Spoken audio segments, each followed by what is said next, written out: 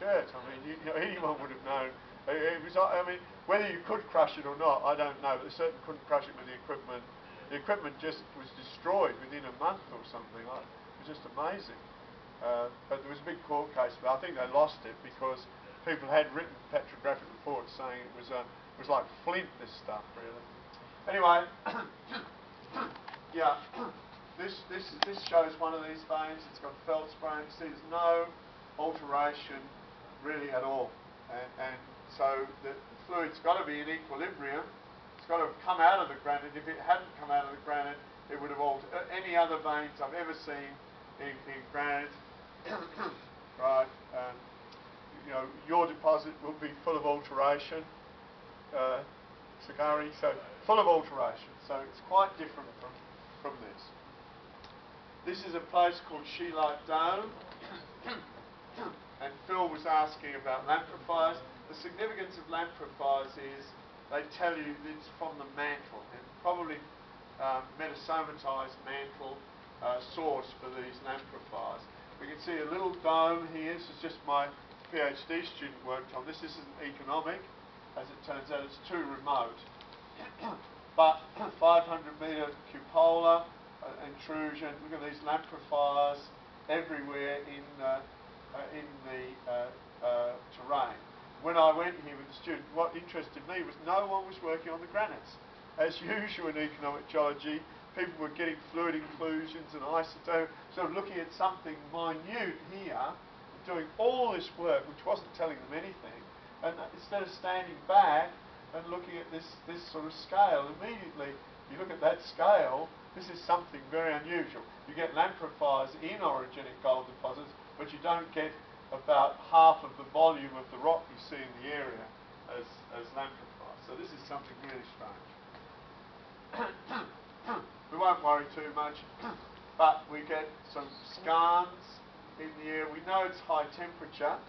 See, again, the rocks are at about 200 degrees Celsius when this is in place, but skarns are telling you immediately that this is 600 degrees or something like that. You see very high bismuth and tungsten values, very high arsenic in here. Bismuth look 3,961, so 4 parts per million, and 4 parts per million tungsten. Very, very unusual skarns associated with this. The deposit, why this was looked at, was there was a very large geochemical anomaly coming off the hill. So here were all these sheeted veins and so on in the stock, and this soil anomaly was quite large, so they came out here and explored it. Again, it was very low, won't worry too much. So again, hornfells, very hard rocks with some mineralisation in them, usually arsenopyrite ridge. Some veins in the hornfells, most of them near vertical, but some disrupted a little bit, some breccias, won't worry too much about it. Just gold with some big arsenopyrite grains in typical veins. Again, you can see virtually no alteration even in the hornfells, very, very little going on in these.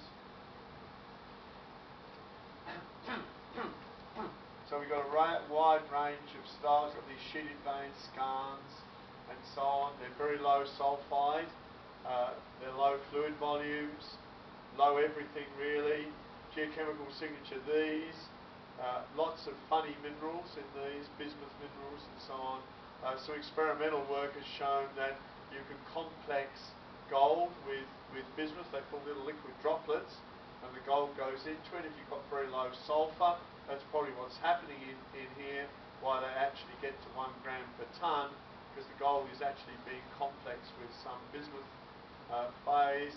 And then we go out to arsenic, antimony, then lead and silver in the country rock, some tin and tungsten in the district, and so on. All fluids are very reduced, lots of pyrrhotite, methane in the fluid, and so on. The fluid inclusions look like orogenic gold, actually, but you can see structurally and in terms of alteration and everything else, they're not. So all the people that went into the deposits started working on fluid inclusions, started thinking that all orogenic gold were now intrusion-related gold because the fluid occlusions were the same. But when you stand back and use some common sense, you can see that they're quite different.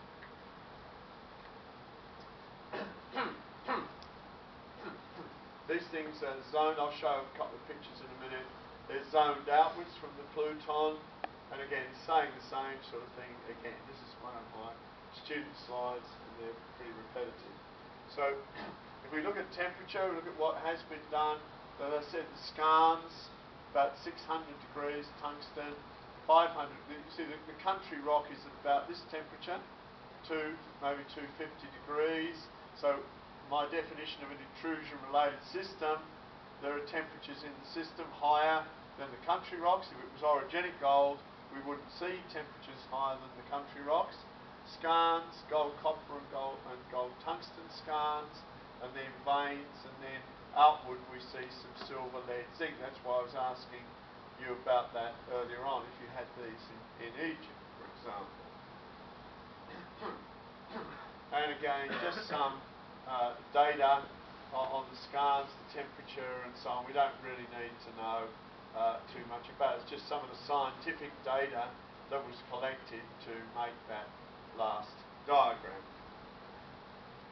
If you look at another deposit, again you see low grade, 1.44 grams per tonne. These in general are low grade. You can see big heap leach operations because of the low grade.